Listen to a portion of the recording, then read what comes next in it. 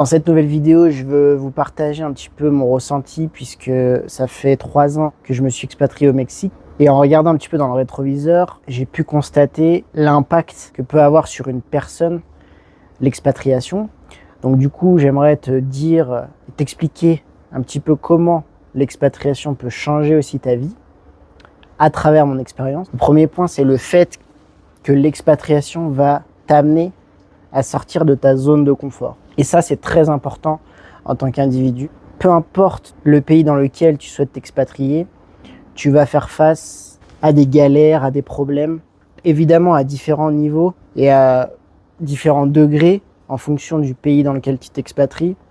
Puisqu'évidemment, si tu vas dans un pays voisin ou proche, avec des facilités légales, que sais-je, ce sera différent.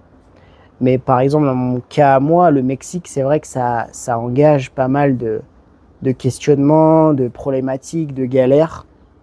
Mais avoir des galères et des problèmes, c'est très important. C'est très important et surtout, ça fait grandir. L'autre chose importante dans le fait de sortir de sa zone de confort, c'est qu'en t'expatriant, tu vas être confronté à un nouveau monde. C'est clairement un nouveau monde, dans un nouveau pays. Et tu dois faire une preuve d'une capacité d'adaptation. Et ça, dans notre société aujourd'hui, c'est très difficile. Les gens ne veulent plus s'adapter, on cherche plus à s'adapter, on cherche le confort et on veut que ce soit simple. Quand tu t'expatries, et notamment dans un pays comme le Mexique, tu rencontres plusieurs problèmes, des chocs culturels, des personnes qui comprennent pas le monde comme toi tu l'as compris, des personnes qui n'agissent pas de la même manière que tu le fais. Donc tu dois t'adapter. Parce que ça, c'est l'autre point important, c'est que quand tu t'expatries, le pays ne s'adaptera pas à toi. C'est toi qui dois t'adapter au pays. Si tu viens avec un mindset un petit peu fermé, crois-moi, l'expatriation alors va devenir la pire expérience de ta vie.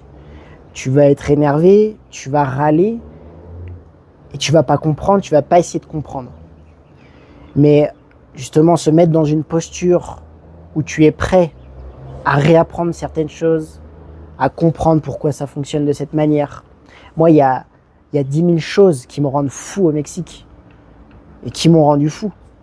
Mais je dois m'adapter. Le pays ne changera pas, il a fonctionné comme ça depuis des centaines d'années, ça ne changera pas pour moi. Donc ça, c'est un effort personnel, c'est l'effort d'un individu qui doit s'adapter. C'est pas un exercice facile, je dis pas que c'est facile. Et d'ailleurs, il y a aussi beaucoup de gens qui n'y arrivent pas ou qui veulent pas. Et donc, ils changent de pays ou ils rentrent chez eux. La deuxième chose, c'est que l'expatriation va te faire évoluer en tant qu'individu. On est très influencé par son entourage, par les personnes qu'on côtoie. Et donc, arriver dans un nouveau pays avec des gens complètement différents, avec une culture différente, avec une manière de vivre différente, encore une fois, ça va t'influencer et ça va t'impacter. Et tu vas t'ouvrir beaucoup plus. Tu vas t'ouvrir, tu vas essayer encore une fois, de comprendre. Ça ne veut pas forcément dire de totalement agir comme les personnes dans ce pays. Ça change en rien ton identité. Mais tu vas voir les choses d'une manière différente. Le troisième point, et ça, c'est dans le cas où tu t'expatries dans un pays avec une langue différente, ce qui est souvent le cas au final, eh bien l'apprentissage d'une langue, c'est un des autres bienfaits finalement de l'expatriation. Ce qui se passe souvent, c'est qu'on arrive vraiment dans la vie active et la plupart des gens vont arrêter d'étudier ou d'apprendre en fait. Pas vraiment d'étudier, c'est plutôt d'apprendre et d'apprendre de nouvelles choses.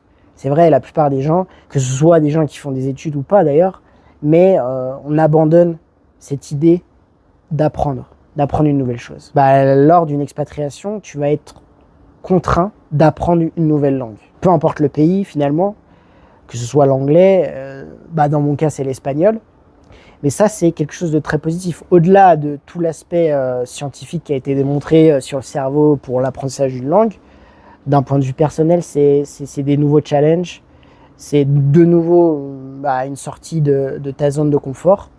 Et donc tout ça va t'aider à te développer. Et tu peux arriver au final, en quelques années, à maîtriser, comme moi dans mon cas, 3 langues. Mais ça de manière, j'ai envie de dire, peu douloureuse.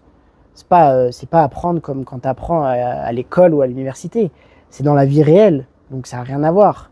C'est un outil qui t'est nécessaire tous les jours. Donc tu vas être beaucoup plus motivé et tu vas être beaucoup plus efficace. Donc voilà, en quelques années, tu peux arriver à être trilingue. Évidemment, au-delà de tout ce que ça peut t'apporter personnellement, ça peut t'ouvrir d'énormes opportunités dans l'avenir. Le dernier point, c'est un petit disclaimer. Et c'est attention, l'expatriation ne doit pas être une fuite. Je vois que très sincèrement, l'expatriation n'a jamais été aussi populaire. Parce qu'aujourd'hui, évidemment, il y a beaucoup d'opportunités à l'étranger, il y a beaucoup d'opportunités de travailler à l'étranger, que ce soit en ligne ou quoi que ce soit. Mais attention que ça ne soit pas une fuite dans le sens où il faut que ce soit quand même mûrement réfléchi et qu'il y ait un projet derrière. L'expatriation, ça ne réglera pas tous tes problèmes. Ça doit vraiment être une expérience qui te permet d'aller chercher quelque chose de nouveau. Voilà. Dis-moi ce que tu en penses sur ces réflexions, sur cette discussion sur l'expatriation. Puis je te dis à la prochaine. Ciao.